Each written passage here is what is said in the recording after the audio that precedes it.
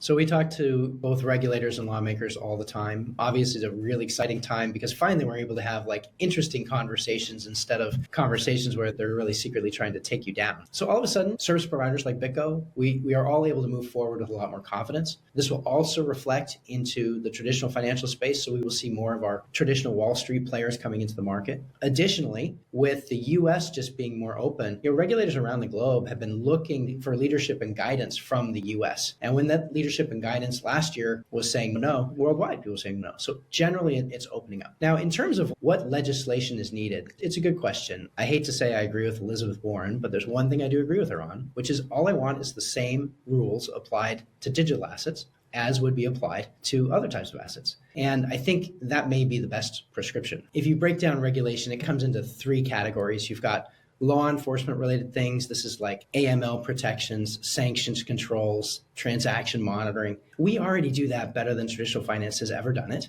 And that's because we're technology first. It's also evidenced by the fact that the largest fines in banking all are hit against the traditional banks doing their AML KYC, doing their sanctions controls, and yet still making a lot of mistakes. So that's not an issue for crypto and never has been. Same rules work just fine. The second area is investor protection. The SEC has heretofore been unclear as to what's a security and what's not. So a number of people that are providing new tokens are saying, hey, can you clarify that and help us get on the right track? I think the SEC is now going to have a real interest in solving that problem and things will move forward. And then the third area is market structure. So market structure for securities, there's one that exists. If any of these tokens are securities, we already know how to trade it. We don't need anything new. For derivatives, we already know how to do that as well. For things that are just commodity spot markets, there's nothing actually needed here. So I think in 2025, we get to start hitting the ground running, knowing that if there are concerns from regulators, if there are things that need to change, they're going to reach out to industry. They're going to help get the right rules and regulations in the right place. And we won't be just facing like massive lawsuits and things like that.